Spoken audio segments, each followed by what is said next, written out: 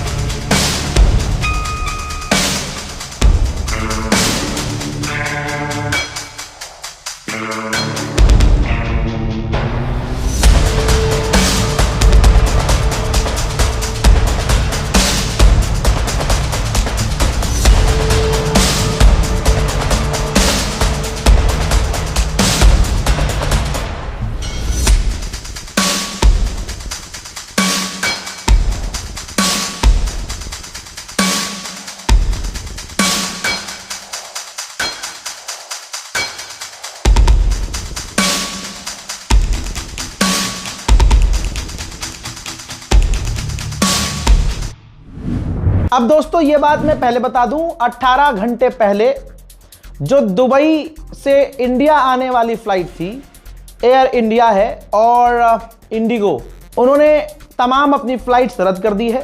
तो जिन लोगों के 3 महीने अभी मैंने हमारा है, जो मेरा दोस्त है ना अनस, ये काला बच्चा, इस बेचारे के भैया ने मुझसे कहा, मैंने कहा भाई दुबई एयरपोर्ट उड़ा दिया।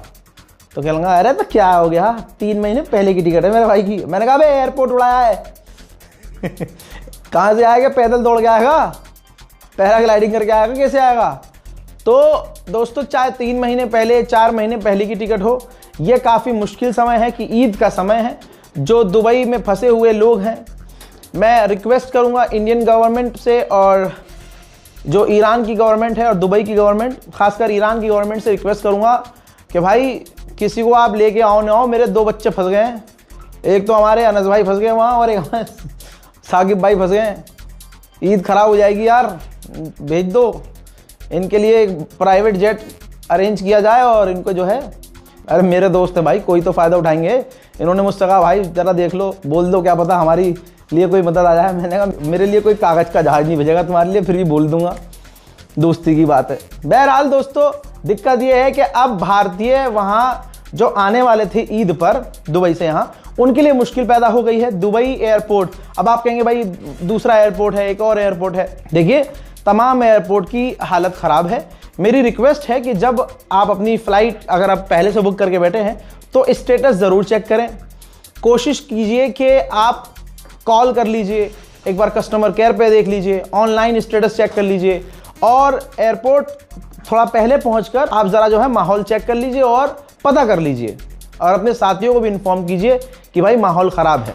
बहरहाल मैं तो अपने दोस्तों को जो बेचारे आने वाले थे ईद पे यहाँ, मैं उनको पहले ही ईद मुबारक बोल रहा हूँ। भाई आप लोगों को ईद मुबारक। नहीं आ पाओगे कोई बात नहीं है, लेकिन एयरपोर्ट से और अमरीकी कंपनियों से, अमरीकी एजेंसियों से, अमरीकी मिलिट्री बेस से दूर रहिएगा, ठीक है। जहाँ भी रहिएगा अपने आप को सेफ रखिएगा। इसके अलावा सऊदी अरब ने भी जानकारी दी है कि हमने 6 मिसाइलें और कुछ ड्रोन ईरान के रोके हैं।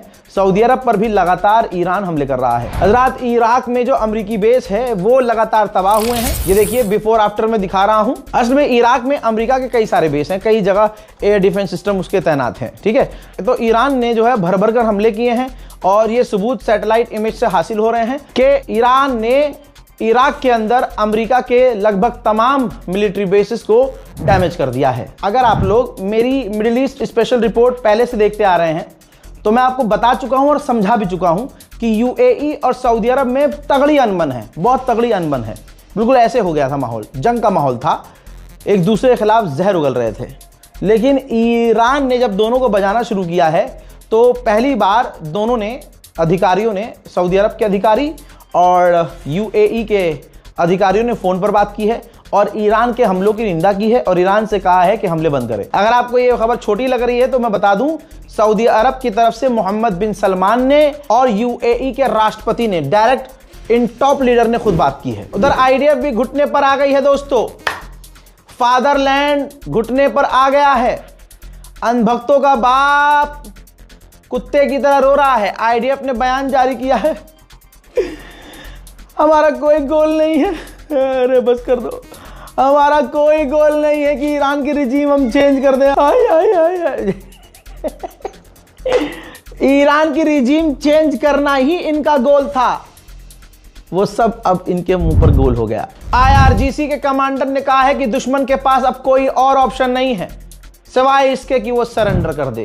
कतर के प्रधानमंत्री भी रोते रोते फौरन फोन उठा के बिन सलमान को फोन लगाए हैं और कहा है कि ईरान बहुत मार रहा है, ईरान की निंदा कीजिए। तो सऊदी अरब और कतर के प्रधानमंत्री ने भी, दोनों ने मिलकर ईरान के हमलों की निंदा की है। दोस्तों, अब ट्रंप इंटरनेशनल लेवल का पलटू है भाई। अब डोनाल्ड ट्रंप ने भाई मोदी से दोस्ती की थी, तो कुछ तो क्वालिटी मोदी जी के अंदर देखी होगी इस पलटू ने, और हमारे मोदी जी ने, तो ये है क्वालिटी पलटू राम, जिसने 7 दिन पहले जीत का ऐलान कर दिया था और हर दिन जीत का ऐलान कर रहा है ट्रंप।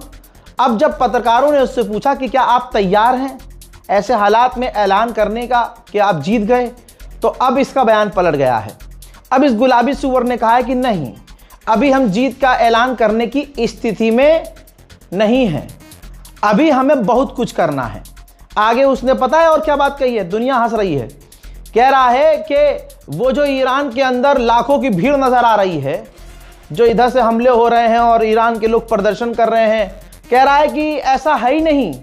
ईरान के सुप्रीम लीडर को, गवर्नमेंट को कोई पसंद ही नहीं करता। वहां ये सारी जो वीडियो बनाई जा रही है और सामने आ रही है, ये सब एआई है, एआई है, एआई है, एआई है। बहरहाल आप माने ना माने, ईरान की जीत हो गई है। बस अब दुश्मन को घुटने टेकने हैं। ईरान तो पहले ही कह चुका है, हम तो डूबेंगे सनम, तुम्हें साथ लेकर कूटेंगे और डूबेंगे। इस रिपोर्ट को शेयर कीजिए। पिछले बहुत पूरी रात मैंने अपडेट दिए हैं, जाकर देखिए और इस रिपोर्ट को शेयर कीजिए। लेडीज एंड जेंटलमैन, इस वीडियो में भी मैंने एक भी गाली नहीं बकी। शाबाश। जय हिंद।